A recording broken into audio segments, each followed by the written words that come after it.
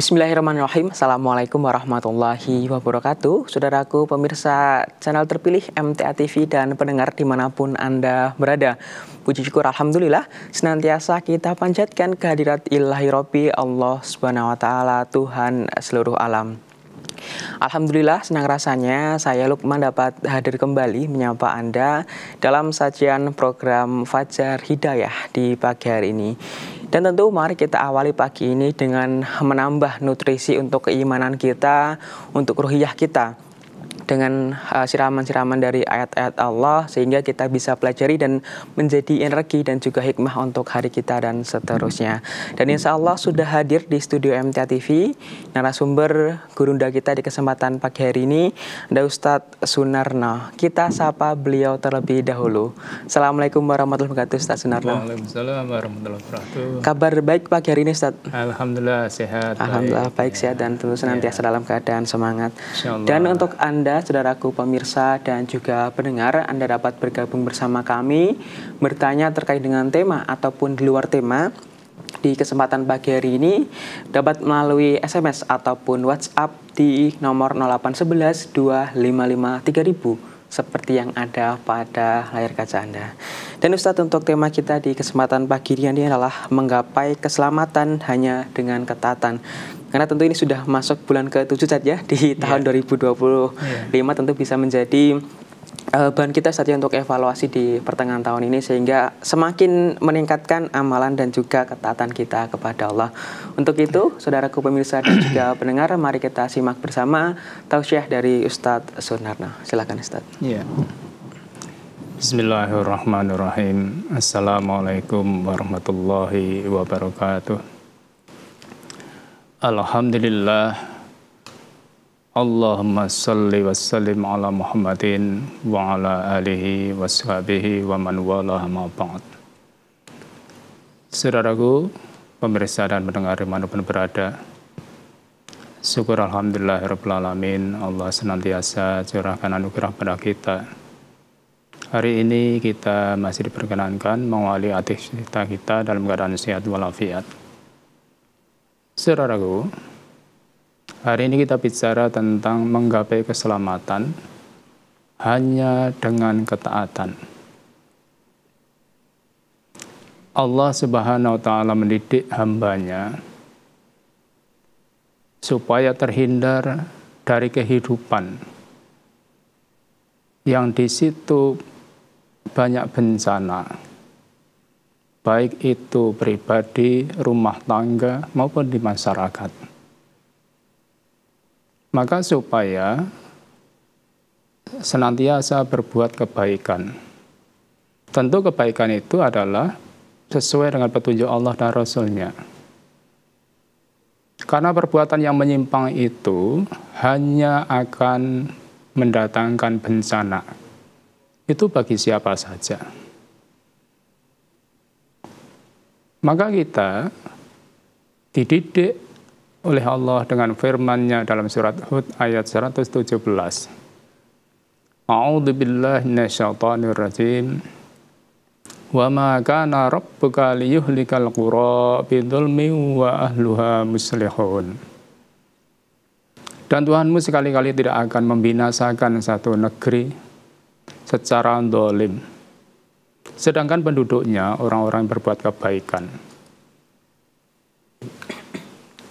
Maka ayat ini memberikan tahu pada kita, mendidik pada kita bahwa kebaikan itulah yang akan mendatangkan keselamatan.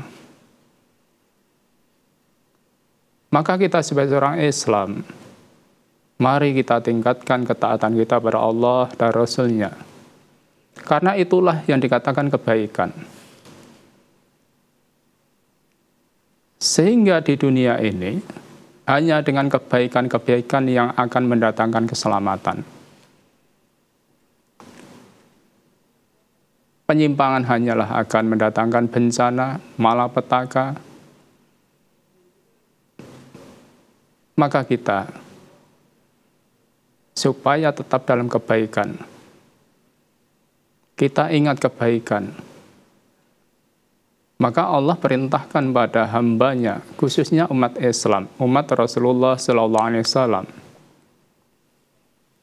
supaya ada segolongan umat yang terus menyuarakan dakwah,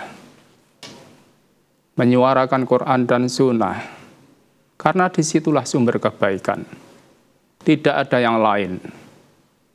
Ini harus jadi keyakinan. Ayat itu sudah sangat familiar di kalangan kita. Maka supaya kita ini terhindar dari kemurkaan Allah, maka mari kita jalankan. Allah firmankan, wal takum minkum ummatun yad'una ilal khair.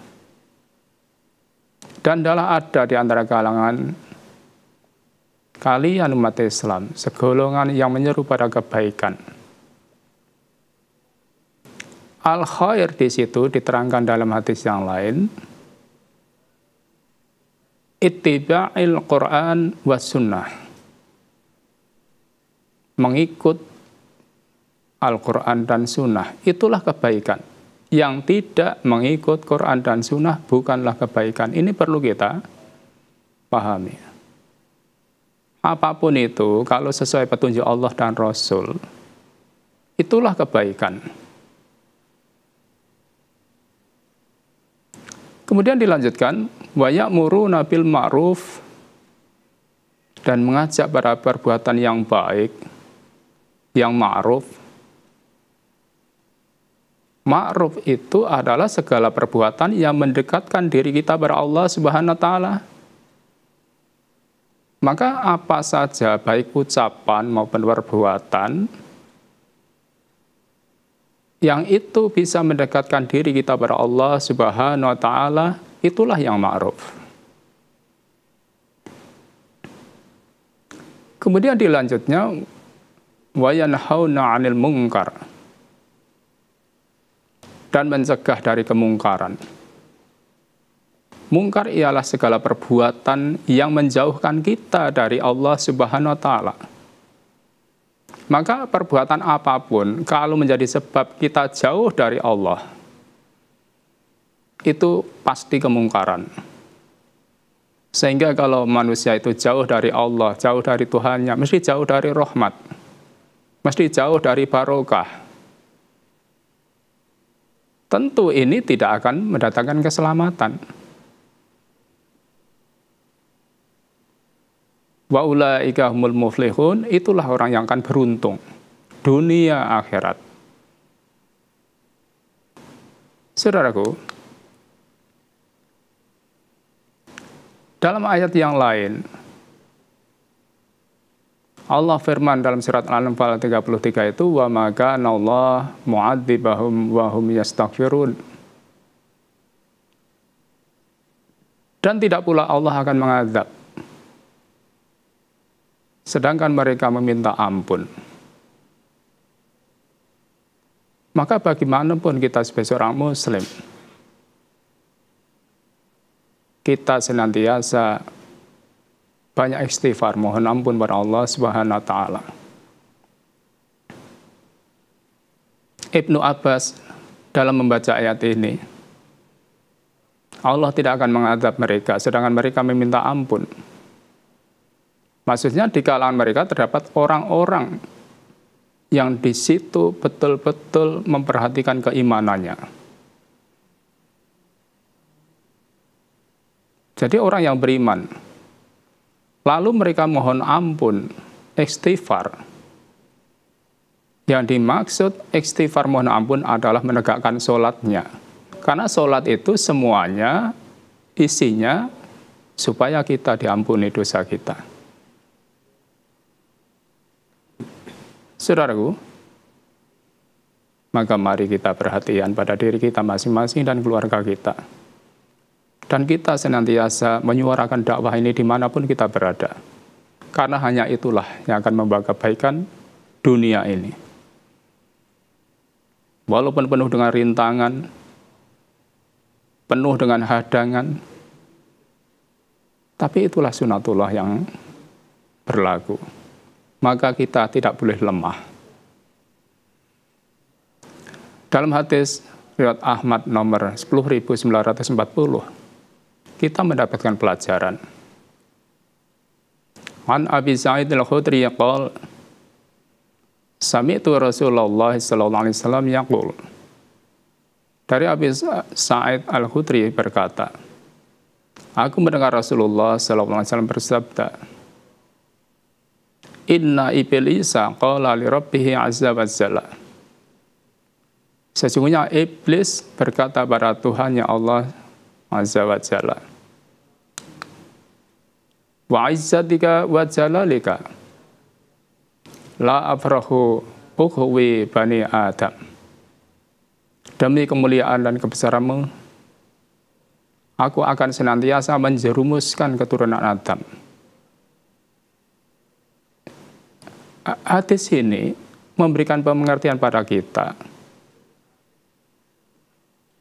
dalam menjalani kebaikan hidup ini senantiasa akan mendapatkan hadangan, baik dari hawa nafsu kita sendiri maupun dari orang-orang durhaka.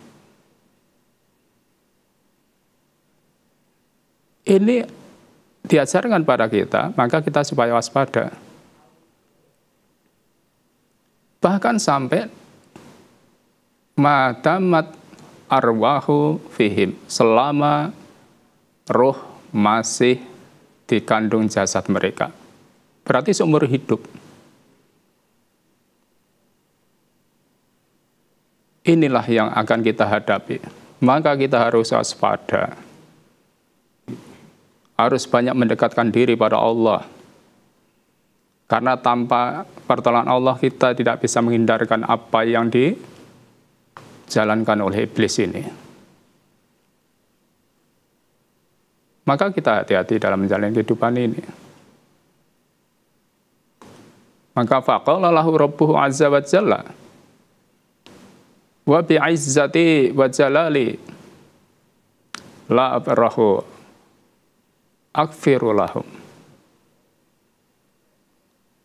Maka Allah berfirman, demi kemuliaan dan kebesaranku, aku akan senantiasa mengampuni mereka. Mastaghfiruni, ya selama mereka mau mohon ampun. Maka mari kita tegakkan sholat kita tegakkan istighfar kita mohon perlindungan pada Allah. Karena hanya kekuatan dari Allah lah yang bisa menjadi kekuatan kita dalam menjalani hidup. Maka terus kita kuatkan bagaimana kita semakin mendekat pada Allah SWT. Kemudian di dalam hadis Ahmad nomor 2828. Di situ kita mendapatkan pelajaran. An Fadullah bin Ubaid anin Nabi sallallahu alaihi wasallam anau qala. Dari Fadullah bin Ubaid, dari Nabi sallallahu alaihi wasallam, beliau bersabda, Al-abdu aminun min adzabillah azza wa jalla. Hamba akan terhindar dari azab Allah Subhanahu wa taala. Mastaghfirullah azza wa jalla, selama mereka terus mohon ampun pada Allah Subhanahu wa taala. Karena inilah yang diajarkan, bagaimanapun kita, sekuat apapun kita, sebaik apapun kita masih banyak kekhilafan, masih banyak kekurangan. Jangankan kita, Rasulullah itu kurang apa? Beliau senantiasa banyak istighfar. Bahkan 70-100 kali. Maka kita ini sangat-sangat lebih patut untuk banyak mohon ampun pada Allah. Karena itulah kebaikan yang kita jalani di dalam hidup. Kemudian dalam hadits qudsi At-Tirmidzi nomor 3159 kita mendapatkan pelajaran juga. Di sini adalah sebuah doa Maka dalam hadis itu, ya Muhammad, hai Muhammad, qultu labbaik rabbi. Kemudian aku menjawab, baik ya Tuhanku. Qala fima yahtasimul mala'ul a'la. Allah bertanya, tahukah kamu apa yang diperbincangkan, diperdebatkan oleh malaikat yang mulia? Qultu, Nabi menjawab, fil kafarat, dalam urusan penebus dosa. Qala mahuna. Kemudian apa itu? Kemudian Nabi menjawab, mamsul aqdami ila jamaah. Mamsul aqdam, orang yang berjalan melangkahkan kaki ilal jamaah, untuk menuju pada sholat jamaah. Karena sholat jamaah itu bisa menjadi sebab Allah mengampuni kita. Wal julusu fil masajid ba'da sholah, dan duduk di masjid setelah selesai sholat. Mulai ini sekarang jarang menunggu dari sholat ke sholat berikutnya, menunggu di masjid. Ini kebaikannya sangat banyak. Maka kalau kita bisa, mari kita jalani. Wal isbahul wudu'i fil makruhat, menyemburkan wudu walaupun hawanya dingin, dan itu tidak disukai. Maka dilanjutkan dalam hadis itu, summa fima qultu. Kemudian Allah berfirman, sebagaimana aku ucapkan, it'amut ta'am, hendaklah kamu suka memberi makan. Sodakoh. Walinul kalam, dan hendaklah kamu berkata yang lembut, santun, sopan. Berarti dari sini kita diajarkan, orang yang baik itu kalau bicara tidak kasar. Tidak kasar. Maka mari kita praktekkan dalam hidup. Kita akan bicara apa yang terbaik ya untuk diri kita dan orang lain. Kemudian dilanjutkan wassolatu bil lail wan nasun niyam. Dan mau sholat malam ketika orang sedang tidur. Mari kita biasakan diri, kita biasakan keluarga. Ketika malam hari itu bisa bangun malam untuk sholat tahajud. Berapalah yang bisa kita lakukan? Minimal 2 rakaat 1 witir. Minimal itu. Ini penting untuk kehidupan kita. Karena itulah yang akan mendatangkan kebaikan kita. Kemudian dilanjutkan dalam hadis itu, qala sal, mintalah. Qul Allahumma inni as'aluka fi'lul khairat. Maka hendaklah kita berdoa, ya Allah, aku mohon padamu untuk bisa berbuat kebaikan-kebaikan. Karena kita untuk menjalani kebaikan itu hanya pertolongan Allah. Maka mari kita mohon pada Allah. Watarkal mungkarat, dan bisa meninggalkan kemungkaran-kemungkaran, menghindari kemungkaran-kemungkaran. Itu hanya pertolongan dari Allah Subhanahu wa taala. Wa antaghfirali, dan supaya engkau mengampuni aku ya Allah. Wa tarhamni, dan engkau memberikan rahmat pada kami ya Allah. Maka mari kita jangan sia-siakan. Kemudian as'aluka hubbaka wa hubbul man yuhibbuka. Dan aku berharap cintamu ya Allah. Aku mengharap supaya dicintai oleh Allah. Itu kita semua. Maka untuk kita itu supaya dicintai Allah, ya mari kita dekatkan diri kita pada Allah. Baik ucapan atau perbuatan yang menjadikan sebab kita semakin dekat pada Allah, mari kita jalani. Jangan sampai justru perbuatan, ucapan kita menjauhkan diri kita dari Allah Subhanahu wa taala. Kemudian juga cintanya orang yang mencintai Allah. Jadi yang mencintai kita itu hanyalah orang yang baik-baik. Maka kalau kita dibenci oleh orang yang tidak baik, itu wajar. Karena kita hanya mengharapkan dicintai oleh orang yang cinta pada Allah. Berarti orang baik. Maka kalau kita ini dibenci oleh orang yang tidak baik, itu wajar. Kalau orang tidak baik membenci pada orang baik-baik, itu adalah hal yang biasa. Apalagi dalam hal dakwah. Maka kalau orang merasa dirugikan dengan dakwah Al-Quran dan Sunnah, pasti akan membenci, menghalangi, merintangi, dan seterusnya. Kemudian, wa hubba amalin yuqarribu ila hubbika. Dan mencintai amal yang bisa mendekatkan diri pada kecintaanmu. Mari, apa yang diajarkan Allah dan Rasul-Nya, kita amalkan dalam kehidupan ini. Qala Rasulullah SAW, innaha haqqun. Rasulullah bersabda, itulah kebenaran.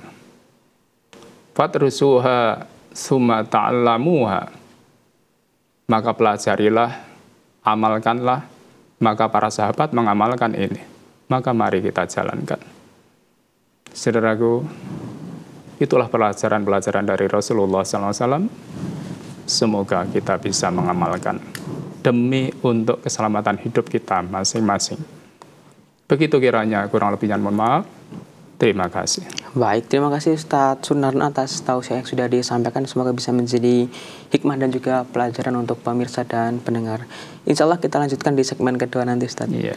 Dan saudaraku pemirsa MTA TV dan pendengar dimanapun Anda berada, insya Allah akan kita lanjutkan di segmen kedua nanti. Setelah jeda pariwara berikut ini, tetap bersama kami di Fajar Hidayah MTA TV. Baik, terima kasih untuk Anda, saudaraku pemirsa MTA TV dan pendengar yang masih setia bergabung bersama kami, masih dalam program unggulan Fajar Hidayah. Dan masih kami nantikan untuk Anda, pemirsa dan juga pendengar, Anda dapat bertanya melalui line SMS ataupun WA di 0811 255 3000. Baik, kita lanjutkan Ustadz ya, untuk di segmen kedua hari ini sudah ada beberapa pertanyaan yang masuk dari WhatsApp. Yang pertama dari hamba Allah pendengar setia radio MTA. Mohon tausiahnya Ustadz, untuk membayar nadar itu apakah harus puasa berapa hari dan apakah boleh diselang-seling atau harus langsung berturut-turut? Demikian Ustadz. Iya. Jadi kalau kita itu bernadar, kalau mau puasa itu berturut-turut, tidak boleh diseling-seling. Jadi berturut-turut 3 hari. Itu kalau kita tidak bisa menunaikan nadar yang mestinya harus kita jalankan. Jadi kalau mau puasa, ya berturut-turut. Begitu, semoga bisa dipahami. Baik, semoga bisa dipahami ya. Selanjutnya Ustadz, dari Pak Supriyono dari Batang. Ustadz, saya dulu pernah naik angkot. Karena tergesa-gesa, saya langsung turun dan baru ingat ternyata saya belum membayar. Dan untuk mencari supir tersebut tidak memungkinkan. Pertanyaannya yang pertama, apakah kalau tidak membayar saya termasuk berhutang? Kemudian yang kedua, bagaimana kalau saya membayarnya dengan cara berinfak atas nama supir angkot tersebut? Ya, jadi kalau sudah maksimal dalam mencari angkutannya nomor berapa, biasanya lewatnya di mana, itu diusahakan dulu. Kalau terpaksa tidak bisa ditemukan, ya semua itu milik Allah, kembalikan pada Allah. Masukkan kotak masjid. Kalau sudah maksimal tidak bisa menemukan sopir angkot tadi, semuanya itu milik Allah, dunia seisinya. Maka kembalikan pada Allah. Dengan cara apa? Masukkan ke masjid. Itu caranya. Karena itu kita sudah tidak bisa mencari sopir tersebut gitu ya. Maka ini juga untuk pelajaran, untuk pengalaman, supaya nanti kalau kita sering naik angkot supaya diperhatikan dalam membayarnya. Begitu, semoga bisa dipahami. Baik, semoga bisa difahami ya Pak Supriyono dari Batang. Berikutnya Ustadz dari Pak Nurdin di Sukoharjo. Ustadz, adakah tuntunan Nabi sholat sunnah 4 rakaat sebelum sholat asar? Ustadz. Jadi masalah sholat sunnah sebelum asar itu tidak dituntunkan. Walaupun ada hadisnya, tapi ulama melemahkannya. Maka kita ya tidak melakukan. Jadi kalau kita itu sebelum asar, itu tidak dituntunkan. Karena hadisnya dianggap lemah oleh ulama. Begitu, semoga bisa dipahami. Baik, semoga bisa difahami. Kemudian Ustadz dari Bu Rukini di Boyolali. Assalamualaikum Ustadz, lebih mendahulukan daftar haji atau umroh dulu dengan umur suami kurang lebih 59 dan istri 49 dengan kondisi antrian haji di negara ini, Ustadz. Iya. Jadi caranya kita itu supaya utamakan yang wajib dulu. Jadi utamakan yang wajib dulu, karena haji itu wajib. Kalau nanti perkara antrian, nanti kita berserah dirinya pada Allah. Kalau umroh kan sunnah, maka tunaikan yang wajib dulu. Karena bagaimanapun, walaupun usia mungkin oponya ndak, kok kita tahu, maka kita utamakan dulu yang wajib. Maka mudah-mudahan nanti Allah memberikan jalan, kita bisa berangkat haji.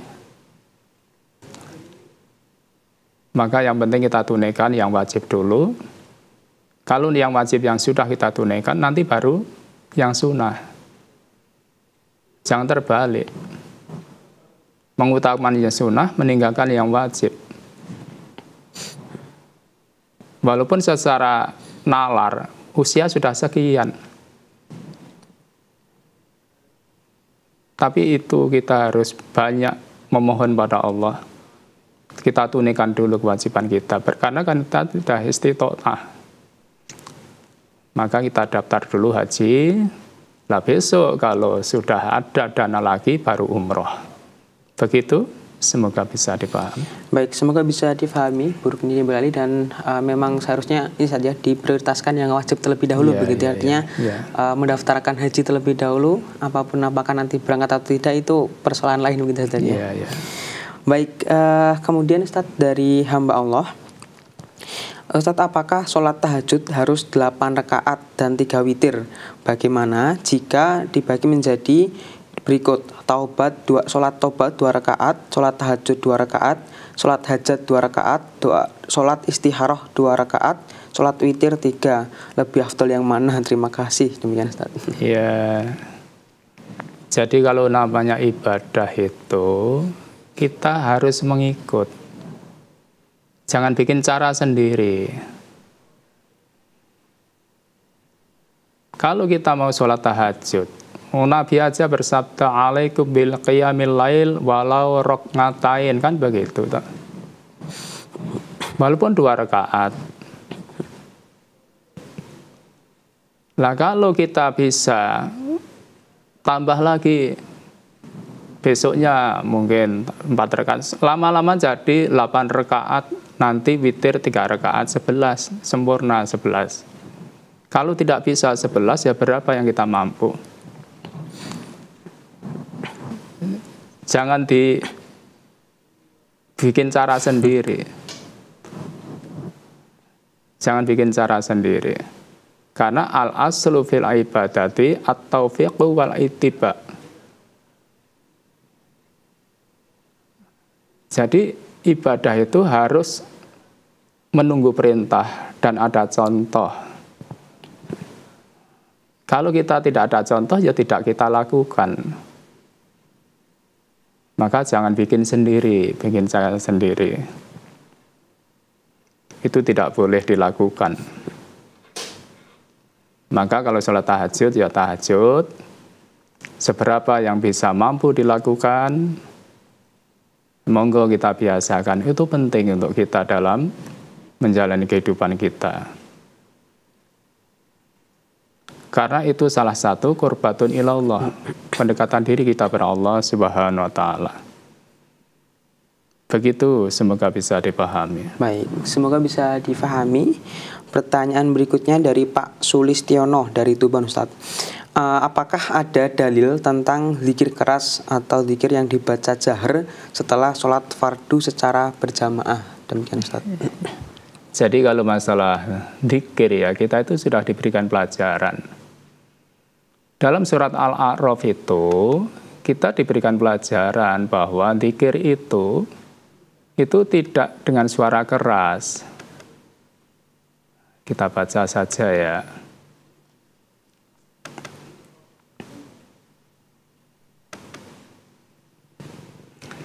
Jadi dari sini kita bisa mengerti bahwa zikir itu wadkur rabbaka fi nafsika, dan sebutlah nama Tuhanmu dalam hatimu. Berarti ini suara yang sir. Tadarru'an wa khifatan wa dunal jahri. Ini kalimatnya lebih jelas lagi. Dengan merendahkan diri, rasa takut, dengan suara yang tidak keras. Kalau Allah perintahkan dengan suara yang tidak keras, kenapa kita harus mengeraskan? Maka kalau kita zikir dengan suara yang sir. Jadi kalau kita itu pahami ayat ini, dunal jahri minal qaul, itu lebih tegas lagi. Dari suara yang tidak keras. Maka mari kita amalkan. Ya. Nah kalau kita mendengar orang lain begitu, ya biarkan saja. Kalau perlu kita ingatkan dengan ayat ini. Jadi sepanjang hari bil ghudwi wal asal wala takum minnal ghafilin, kamu jangan termasuk orang-orang yang lalai. Berarti kalau menurut ayat ini, orang yang zikirnya keras itu termasuk lalai. Termasuk lalai. Maka mari kita praktekkan, kita amalkan. Zikir itu untuk Allah. Allah itu dekat. Begitu, semoga bisa dipahami. Baik, semoga bisa difahami. Pertanyaan berikutnya, Ustadz, dari hamba Allah di Gajah Mungkur, Semarang. Ustadz, mohon tausiahnya. Saya selalu menjalankan sholat witir sebelum tidur. Apakah boleh nanti saat bangun di sepertiga malam saya harus sholat tahajud? Jadi sholat witir terlebih dahulu, bangun baru sholat tahajud. Yang demikian tersebut apakah diperbolehkan? Demikian, Ustadz. Iya. Jadi memang Nabi itu dalam mengajarkan pada umatnya supaya menjalankan witir. Karena Allah itu suka pada witir. Allah witir dan suka pada witir. Lah witir sebelum tidur, setelah Isya itu kan kalau kita itu dikhawatirkan nanti malam nggak bisa bangun. Karena mungkin karena kita itu capek, lelah, sehingga khawatir nanti nggak bisa bangun, maka kita sebelum tidur witir dulu. Nah nanti kalau witir sudah dilakukan, ketika malam bisa bangun, lah baru kita sholat tahajudnya. Boleh itu dilakukan. Boleh. Tapi tidak witir lagi. Jadi hanya sholat tahajudnya, tidak witir lagi. Karena witir 2 kali dilarang. Namun kalau kita yakin nanti malam bisa bangun, ya nanti witirnya akhir saja. Nah kita yang tahu kondisi kita. Itulah indahnya Nabi dalam memberikan didikan pada umatnya. Maka mari kita praktekkan ya. Kita praktekkan. Begitu, semoga bisa dipahami. Baik, semoga bisa difahami hamba Allah dari Gajah Mungkur di Semarang. Berikutnya Ustadz dari Bu Atin di Karanganyar. Ustadz, kalau untuk infak yatim piatu yang ada di kajian Ahad Pagi MTA, apakah bisa diambilkan alokasinya dari uang zakat mal? Demikian Ustadz. Tidak bisa. Kalau kita mau infak, ya infak. Infak itu uang kita sendiri. Kalau zakat kan bukan milik kita. Ini perlu diingat. Zakat itu bukan uang kita. Kok kita infakkan? Maka kalau kita itu mau infak, ya uang kita sendiri. Jangan diambilkan dari zakat. Seolah-olah nanti kita berbuat baik, padahal itu bukan milik kita. Maka coba mari kita renungkan ya. Jadi zakat atau zakat mal jangan dipakai untuk infak. Kalau zakat ya disalurkan zakat. Kalau infak itu uang kita sendiri. Infak, sedekah jangan diambilkan dari itu. Begitu, semoga bisa dipahami ya. Baik, semoga bisa dipahami. Karena memang Ustadz ya, kalau zakat mal itu sudah bukan hak kita Ustadz ya. Sedangkan infak untuk yatim itu tentu bagian dari sedekah begitu. Semoga bisa dipahami Bu Atin dari Karanganyar. Berikutnya dari hamba Allah di Cirebon Ustadz, mohon tausiahnya apabila kita makmum masbuk sholat Jumat karena saya sedang safar, kemudian pas sampai di masjid sudah masuk rakaat kedua. Nah, apakah setelah imam salam saya mengerjakan 1 rakaat lagi atau bagaimana Ustadz? Seperti itu. Jadi kalau namanya makmum masbuk ya seberapa kita tertinggal, sempurnakan. Seberapa kita tertinggal. Jadi kalau kita masuk pada 2 rakaat yang akhir, berarti kita ya sempurnakan. Karena yang 2 rakaat yang akhir tadi, itu kita hanya dapat jamaahnya. Tapi nggak dapat rakaatnya, karena kita tertinggal. Maka sempurnakan. Sempurnakan. Umpamanya ketika dalam sholat tadi, imam sudah membaca surat, berarti ketika ketinggalan, tidak dapat Al-Fatihahnya, rakaat kedua. Maka nanti imam salam, kita tambah 2 rakaat. Tambah 2 rakaat. Maka untuk ini, coba mari kita perhatikan. Ya utamanya kalau namanya sholat Jum'ah itu kan kita itu kan waktunya sebenarnya kan longgar. Bagaimana kita tidak bisa menjalankan kalau terpaksa tidak bisa menjalankan secara utuh. Coba mari kita itu maksimal. Ya kalau terlambat seperti itu. Karena Jumat itu adalah hari raya kita mingguan. Mari kita perhatikan betul-betul. Begitu, semoga bisa dipahami. Semoga bisa difahami hamba Allah dari Cirebon.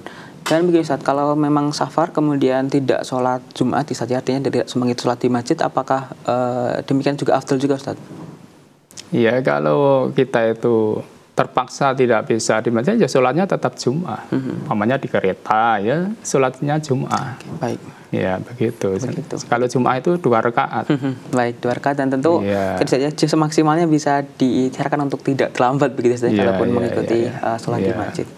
Mungkin demikian dari hamba Allah di Cirebon. Mungkin masih ada waktu untuk pesan dan juga nasihat Ustaz terkait dengan tema kita di pagi hari ini, menggapai keselamatan hanya dengan ketaatan. Pesan kepada pemirsa dan juga pendengar tentunya, silakan.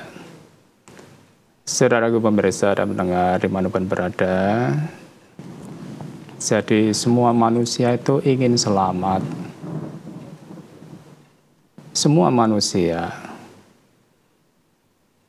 Lah, keselamatan itu hanya bisa kita raih dengan ketaatan.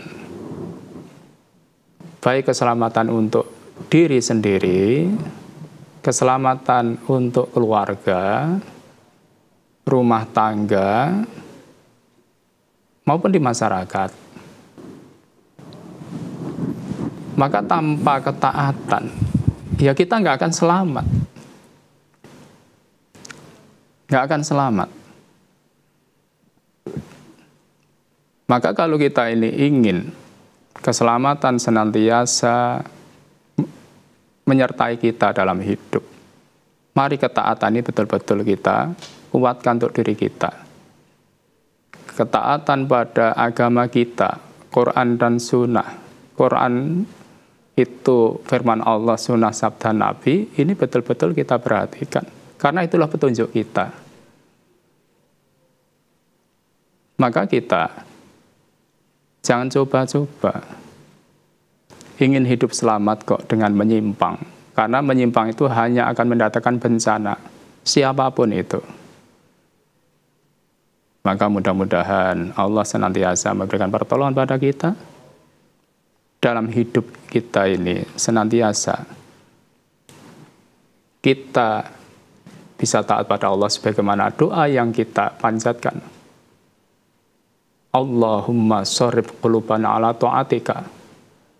Ya Allah, sharrif qulubana ala ta'atik. Jadi kita itu, hati kita itu supaya berbelok itu pada ketaatan. Itu yang kita mohonkan. Mudah-mudahan kita senantiasa dalam perlindungan Allah Subhanahu wa taala. Begitu, semoga kita bisa malamkan. Terima kasih. Baik, terima kasih Ustadz atas tausiah yang sudah disampaikan. Semoga bisa menjadi hikmah dan juga pelajaran untuk pemirsa dan juga pendengar. Dan memang yang paling mahal adalah ketaatan Ustadz ya. Jadi tetap berada dalam kondisi taat kepada Allah sehingga Allah memberikan keselamatan untuk kita. Sekali lagi terima kasih dan selamat melanjutkan aktivitas berikutnya Ustadz. Ya, insyaallah ya. Baik, saudaraku pemirsa MTA TV channel terpilih dan pendengar dimanapun Anda berada. Demikian tadi sajian program Fajar Hidayah di pagi hari ini. Akhirnya, saya Lukman mewakili segenap kerabat kerja yang bertugas. Mohon maaf dan pamit undur diri. Sampai jumpa kembali dan subhanakallahumma bihamdika asyhadu alla ilaha illa anta astaghfiruka wa atubu ilaik. Terima kasih, sampai jumpa dan assalamualaikum warahmatullahi wabarakatuh.